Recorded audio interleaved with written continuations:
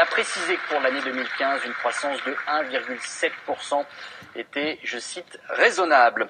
Alors l'aboutissement d'un projet ou d'une idée, aussi bon soit-il, reste conditionné par un apport d'argent et donc dans la grande majorité des cas par l'accord d'une banque. Aujourd'hui pourtant, de nombreux chefs d'entreprise font appel au financement participatif. C'est un appel aux investisseurs qui, relayés par Internet, Tiffaine de Tricorneau et Ziden Berkous sont allés à la rencontre du dirigeant d'une PME spécialisée dans les cours de cuisine et qui a levé 700 000 € pour aller au bout de son projet. Première visite dans ces nouveaux locaux. Dans quelques jours, Jean-Christophe Menz, chef d'entreprise, ouvrira ici un atelier pour donner des cours de cuisine. Investissement total, 200 000 €. Très fonctionnel, parfait pour que le chef puisse travailler au mieux pour mettre en place ses ateliers. Créé il y a 8 ans, son entreprise s'est développée rapidement partout en France. Pourtant, le jeune patron peine à trouver de l'argent. Les banques, elles aiment bien financer ça. Elles aiment bien financer des travaux, du mobilier, du matériel, etc. Parce que c'est tangible, ça se revend si jamais il y a un échec.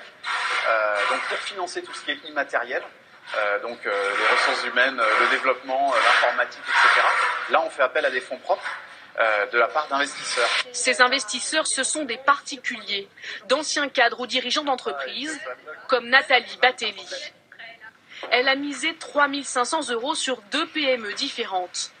En échange, elle détient des parts dans ces sociétés qu'elle espère bien voir grandir. De toute façon, placer aujourd'hui sur des livrets, ça rapporte rien. Et puis la bourse, je ne suis pas du tout attirée. Donc voilà, c'était un bon compromis. C'est un pari, ça peut fonctionner, il pourra y avoir un jour des bénéfices, les bénéfices seront redistribués, donc c'est ça aussi la finalité, mais ça peut aussi ne pas fonctionner, c'est un pari. Et ce pari, j'avais envie de le jouer.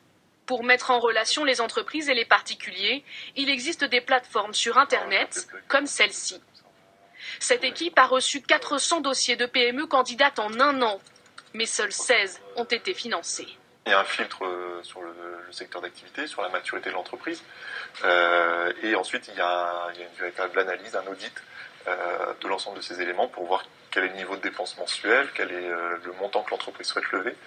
Est-ce que tout ça est bien cohérent? Une sélection drastique, car miser sur une société en devenir n'est pas un choix anodin. Il existe un risque de ne jamais récupérer sa mise. Sur 10 projets, 3 en moyenne font faillite. Si les particuliers investissent, c'est aussi parce qu'il y a à la clé un avantage fiscal beaucoup plus immédiat. Sur l'impôt sur le revenu, c'est 18% de ce qu'on investit qui peut être déduit. Et sur l'ISF, c'est 50% de ce qu'on investit qui peut être déduit. Parce que c'est un investissement utile et qui présente un risque. Donc ces avantages fiscaux sont là pour compenser le risque. La menace n'a pas effrayé les nouveaux actionnaires de Jean-Christophe Menz. Grâce à la participation de 33 personnes et d'un fonds d'investissement, il a récolté 700 000 €. On veut le jaune dans le sucre. En 3 ans, le financement participatif a explosé en France. En 2011, il représentait 8 millions d'euros. 27 millions 1 an plus tard. En 2013, 78 millions d'euros. Et ce n'est pas fini. Une réforme doit être adoptée par le Parlement avant l'été pour faciliter encore plus ce mode de financement alternatif. C'est l'événement.